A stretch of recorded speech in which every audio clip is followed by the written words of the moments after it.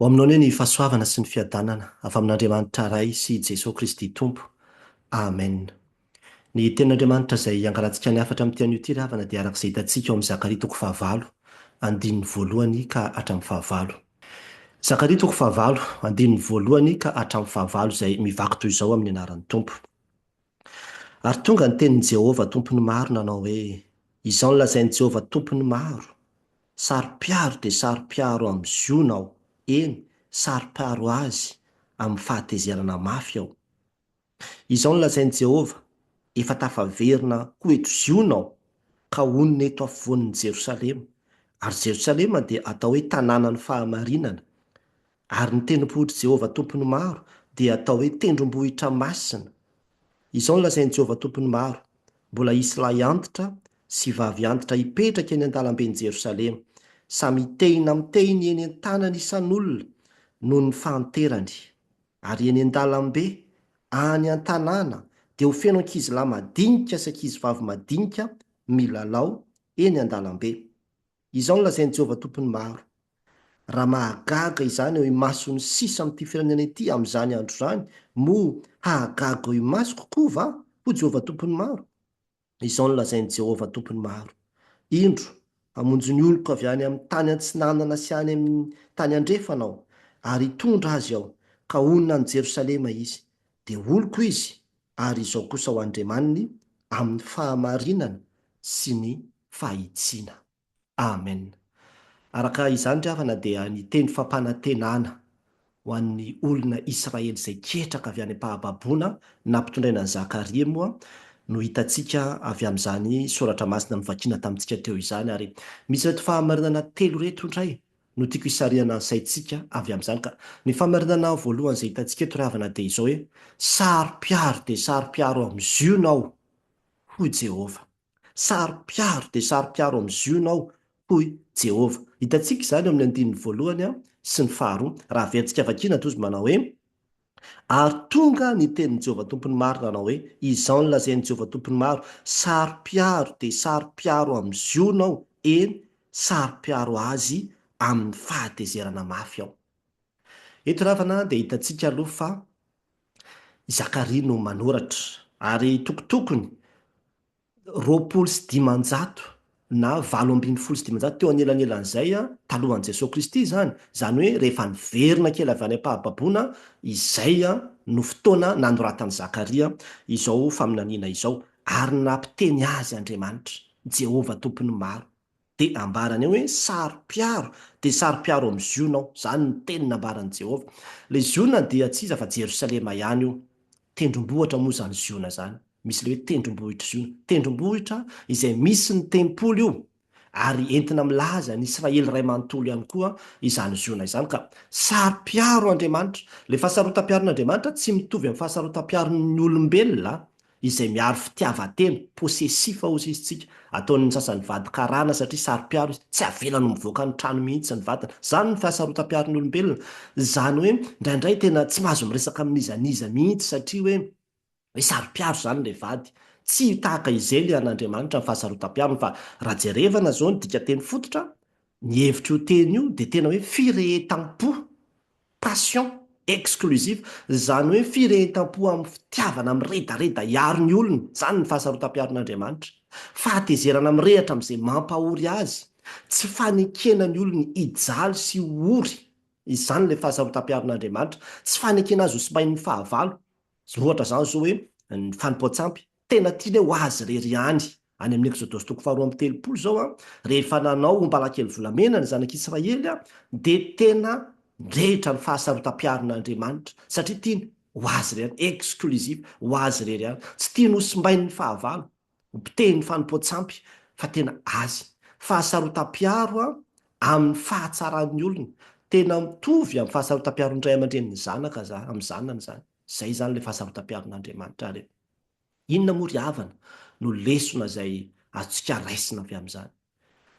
Hoy ny teny nambaran'ny Paoly any amin'ny Korintianina faharoa toko 2:12 manao hoe, fa fahasaro-piaro araka an'Andriamanitra no mahasaro-piaro aminareo sisa, fa nataoko fofombadin'ny lehilahy iray ianareo mba hatolotra tahaka ny Virjiny madio ho an'i Kristy. Isika koa ry havana dia tahaka idio, fa tena mahasaro-piaro an'Andriamanitra isika satria olona isika. Tandremo ny fanompoan-tsampy tandremo ny fanompoan-tsampy fa mahasarotiny an'Andriamanitra io fa tiany ho izy rery andry no hotom-ponao ary zany nahatonga azy nanao ny didy voalohany aza manan'Andriamanitra hafa fa izao ihany. De tahaka izany koa tena saro-piaro Andriamanitra, saro-piaro amintsika izy ka ny fahavalo eo amin'ny fiainantsika, zay zavatra mampahorentsika dia manahirana an'Andriamanitra zany. Angamba mety feno fanahirana ny fiainanao, feno fahavalo ny fiainanao, feno zavatra manakatsakana izay tsy hitanao hoe ahoana ny atao anatrehany reto. Tsy miady reny ianao fa manan'Andriamanitra zay saro-piaro aminao, saro-piaro amin'ny ho avinao izy. Saro-piaro amin'ny fiainan-tokantramonao izy. Saro-piaro amin'ny mombanao rehetra, le fahatsaranao rehetra le mahazanak'Andriamanitra anao, mahasaro-piaro an'Andriamanitra zany. Ary tianao arovany zany, izay le fiarovany zay, izay le fahasarotam-piaro an'Andriamanitra zay. Mety misy tokoa ny zavatra miantra ho itsika araka ny tononkiratsika, mampahory sy mandreraka ny fo. Tsarovy anefa fa ny fahasarotam-piaron'Andriamanitra dia maneho koa hoe misy tsorakazo ny fitiavana izay aseho aneo amin'ny fiainantsika satria tian'Andriamanitra isika tsy andao azy na hiala aminy. Indraindray anie izay le hoe mahazaka ny fitiavan'Andriamanitra. Izay le tsorakazon'Andriamanitra izay tsorakazo ny fitiavana izay mba hahatonga antsika tsy hiala aminy satria mahasaro-piaro antsika. Tsy tiany ho an'ny hafa dia indraindray misy zavatra ataon'Andriamanitra miseho mihitsy mba hahatonga antsika hiverina sy hitady azy. Mbola fahasarotam-piaron'Andriamanitra koa ny anton'izany eo amin'ny fiainantsika. Ary tena misy zany ny fahoriana izay mahazo anao io. Fitaovana tonga an'Andriamanitra anao hitady sy hanantona azy io satria saro-piaro aminao izy. Tsy tian'Andriamanitra ianao lasa lavitra any amin'ny faharatsiana any. Ary tena zany mihitsy koa. Angamba ianao mety mpanota, milona anaty faharatsiana na voafatotro ny karazan-javatra maro isan-karazany dia tady idio. Fa mahasaro-piaro an'Andriamanitra zany, tahaka ny fahasarotam-piaron'Andriamanitra tamin'Israely ka nampirehitra ny fahatezerany tamin'ny Babiloniana izay nampahory azy, ka nahatonga azy nanala ny Israely sy napody azy tany amin'ny taniny. Dia tahaka izany ny fahasarotam-piaron'Andriamanitra aminao. Raha misy ny olona ry havana izay tena maniry sy tena tia ny fanafahana anao dia Andriamanitra io zany. Io Andriamanitra io zany ary zanany eny na dia fiasana ny zanany mba hanafaka antsika satria saro-piaro amin'ny olona izy izay nohariany hitovy endrika aminy, hompitehiny ny fahotana sy ny faharatsiana ka nandefa ny zanany izy hamotika izany fahotana sy faharatsiana izany. Ny fanontaniana mipetraka amiko sy aminao ary zany dia izao hoe manahoana tsapanao ve izany fahasarotam-piaron'Andriamanitra aminao zany ka mahatonga azy miaro anao, mitaona anao sy mitady anao amin'ny fomba rehetrarehetra mba hiverina sy hanakaiky azy mandrakariva. Mitaona anao ary havana amin'ity anio ity fa tena fitiavana lehibe. Raiso fitiavana lehibe izany hoe Andriamanitra saro-piaro amiko. Ary tena saro-piaro dia saro-piaro, averiny indroa mihitsy ilay teny eto. Tena saro-piaro aminao Andriamanitra, fa ambara aminao zany amin'ity anio ity. Ary ny fanahy masina no angatao hanokatra ny sainao ahita izany alehibe ny fahasarotam-piaron'Andriamanitra aminao zany fa misy, tena misy raha olon'Andriamanitra ianao. Ny famarinana faharoa izay hitantsika tokoa nefa dia izao hoe onona eo afovoan'ny Jerosalema ho Jehovah ka ho tonga tanànany fahamarinana sy tendrombohitra masina izy. Onona eo afovoan'ny Jerosalema ho Jehovah ka ho tonga tanànany fahamarinana sy tendrombohitra masina izy. Hitantsika izany amin'ny andininy fahatelo raha verina vakiana toy izy manao hoe izao no lazain'i Jehovah, efa tafaverina ho eto zionao ka onona eto afovoan'ny Jerosalema ary Jerosalema dia ataoko hoe tanànany fahamarinana ary ny tendrombohitr' Jehovah tompony maro dia ataoko hoe tendrombohitra masina. Eto indray tsika ravana dia mahita fa anisan'ny zavatra tena nampiasa sainan'ny Israely mihitsy satria rehefa babo zareo, babon'ny Babiloniana, fitopolo taona izy ny babo. Ary rehefa babo izy ireo dia rava ilay tempolo. Tsy nisy intsony ny fampam-pivavahana. Mialohan'ny fahababoana aza moa dia efa nisy zany faharavana zany fa efa nikikisandreo daholo ny volamena tao amin'ny tempolo na efa natao antoka nanapatambazana ny Sankeriba tany. Kikisana daholo. Tena efa hoe tsisy ny raisina intsony ilay tempolo. Avy eo rehefa tonga ny Babiloniana dia nidora zareo ny tanàna, ny potehany, rava ny manda, ny tempolo simba. Tena hoe ruiné. Zay zany ilay tanàna. Dia rehefa tonga ny olona dia anisany tena hoe dia ahoana moa zany rehefa tonga eto tsika dia ahoana indray ilay fiainana, ahoana kivy ketraketraka ny olona satria na ilay tempolo raha tsisy tsony, tsisy tsony. Dia izao nanome teny fampanantenan'Andriamanitra hoe aza matahotra fa efa tonga aho izy. Zay ny ambarana eo. efa tafaverina hoe tozionao, zany hoe miara miverina aminareo eto a, efa tonga eto aka, efa tonga eto a, fa ahoana, tonga ahoana moa fa nga moa Andriamanitra nandeha. Raha jerevantsika ny tantara ry havana tany amin'ny Exodosy, rehefa nivoaka avy tao amin'ny tany Egypta ny zanak'Israely dia nanaiky Andriamanitra, na dia eo aza ny fiandrianana sy ny fahalehibiazana, nanaiky izy hiara-onina amin'ny Israely eo ampovoaniny. Nisy ilay taberna kely izay natsangana dia nanaiky hitoetra teo Andriamanitra. Io taberna kely io a, rehefa tonga taty amin'ny tany Kanana amin'izay zareo, tamin'ny andron'ny Davida, natsangana mihitsy izy io. Solomona zanany nanavana anazy ho tempolo mihitsy, dia tao amin'io tempolo io no fonenan'Andriamanitra, nitoetra tao Andriamanitra, nonona tao Andriamanitra teo ampovoan'ny Israely.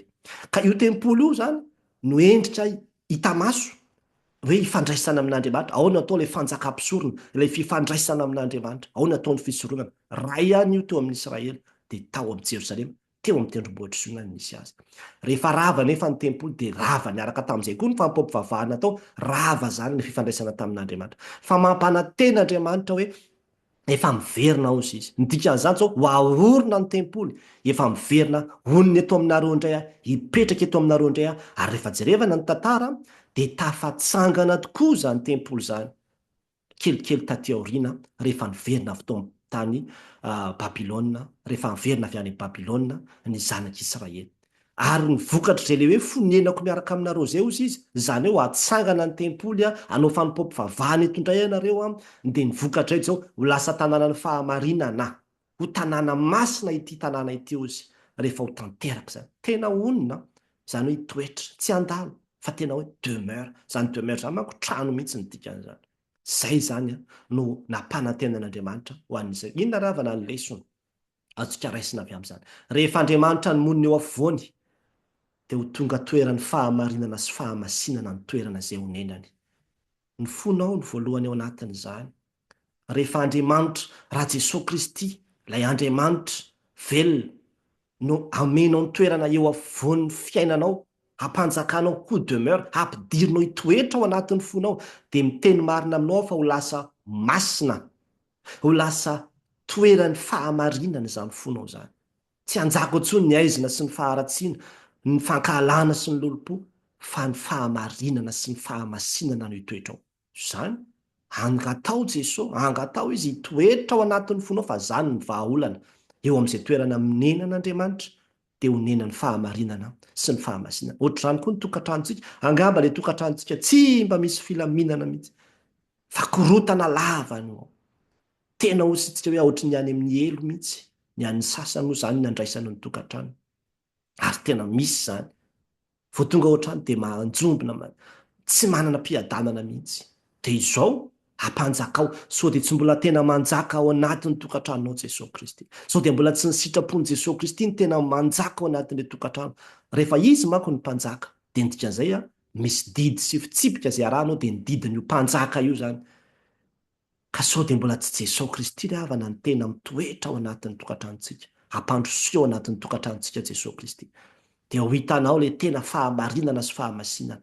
Ary tahaka izany koa eo amin'ny fiainanao manontolo mihitsy, amin'ny sehatry ny asanao sy ny zavatra rehetra izay ataonao. Raha tianao hisy fiadanana sy filaminana, dia izao ho Jesosy, izao avy izy mba hananany fiainana sady hananany be dia be. Ny dikan'izany dia izao ampidiro Jesosy Kristy eo amin'ny fiainanao iray manontolo mihitsy, mba hanananao an'izany fiainana sy fiadanana izany eo amin'ny zavatra rehetra izay ataonao. Raha mijery tsika izao ny fiainan'ny fiangonana, maninona moa tsy manjaka ny fahamasinana anatin'ny fiangonana sasany? Fa tao korotana sy gidragidra no misy. Sao dia mbola tsy Jesosy Kristy ny tena manjaka ao anatin'izany, fa lasa mety ny hevitry ny olona sasany no ny tena mbahana, ny avinavina, ny raha fa tsy mbola i Jesosy Kristy ny tena manjaka ka manaiky handohalika ao anatrehan'ny olona, fa mbola eo anatrehan'ny avinavim-pony, dia miteny amintsika fa mbola tsy ho tonga ao ny fahamasinana sy ny fahamarinana marina.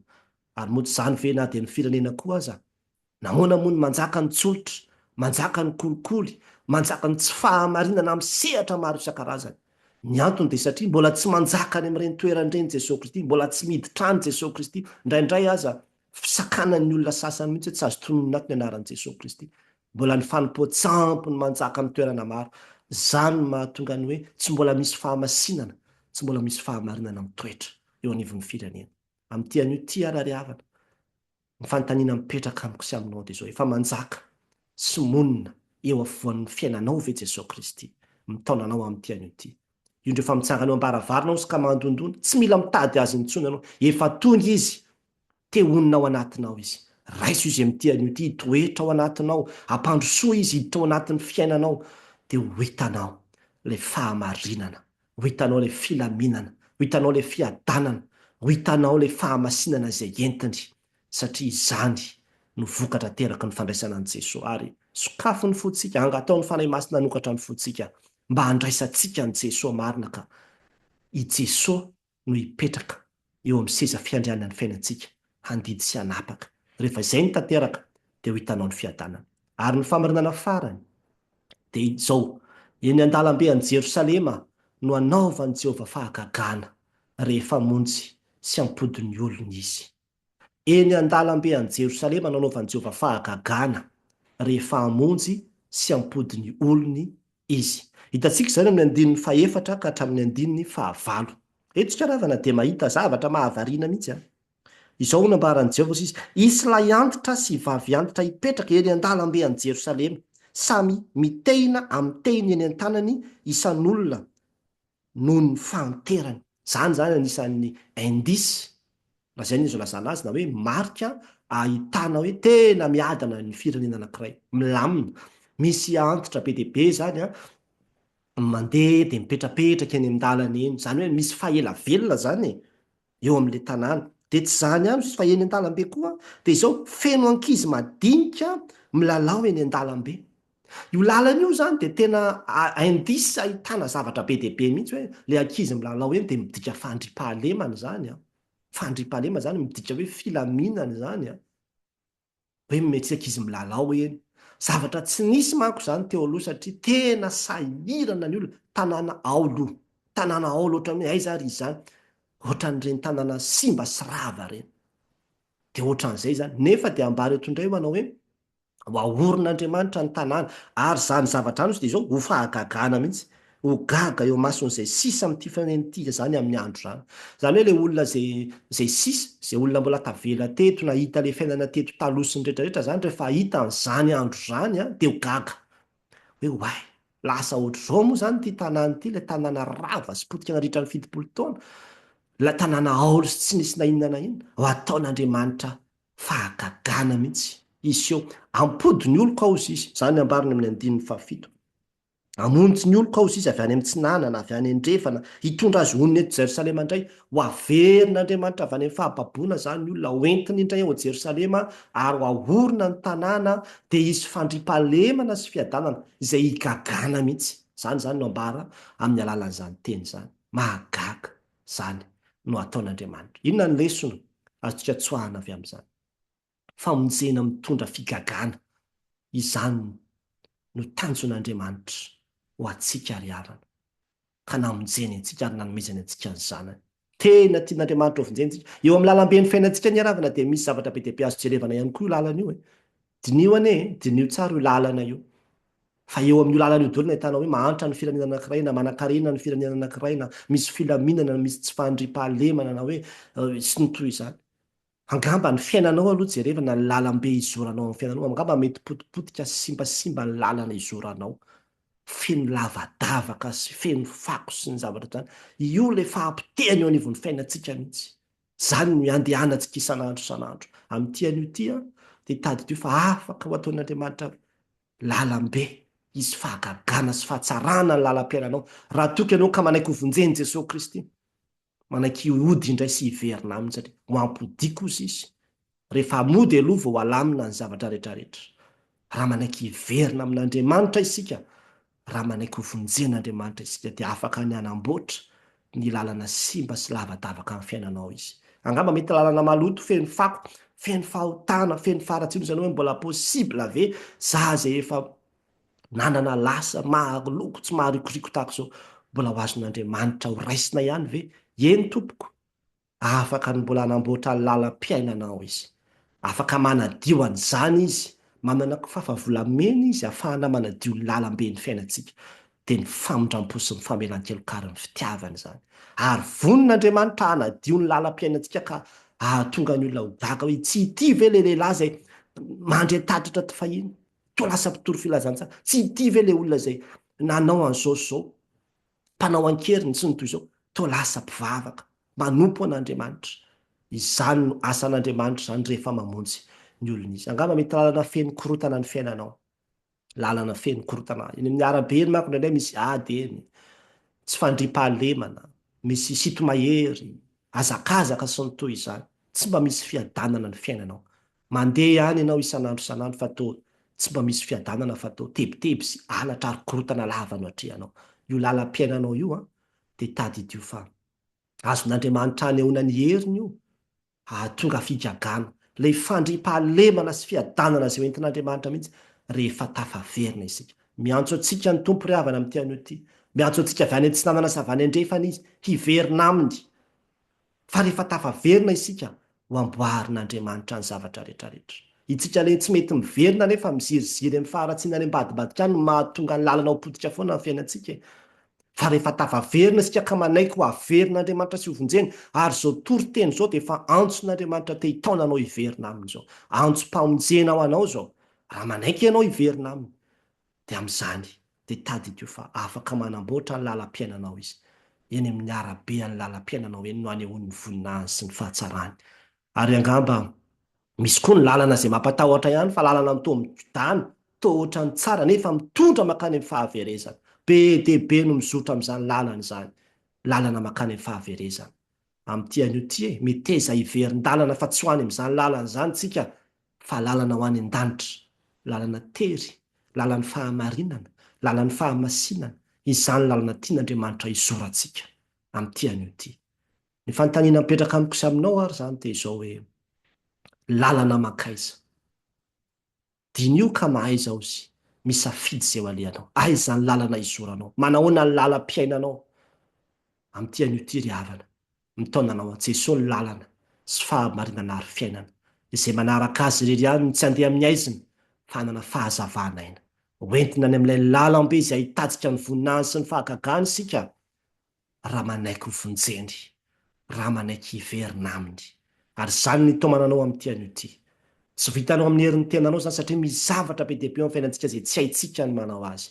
Fa angatao ny fanahy masina hoe fanahy masina ao, te hiverina amin'Andriamanitra, te hiverina amin'ny fitiavana voalohany fa toa misy zavatra manakana avereno mba tao aho ho tonga zanakao. Dia ho hitanao fa tao amin'Andriamanitra ianao, hanantona azy ary ho averiny hatramin'ny voalohany indray ny zavatra rava sy simba rehetra. Rafitinina zany izay rehetra voalaza teo dia izao voalohany hitantsika teo hoe saro-piaro dia saro-piaro amin'izionao ho Jehovah. Saro-piaro aminao Andriamanitra, ary izany no iarovany ianao.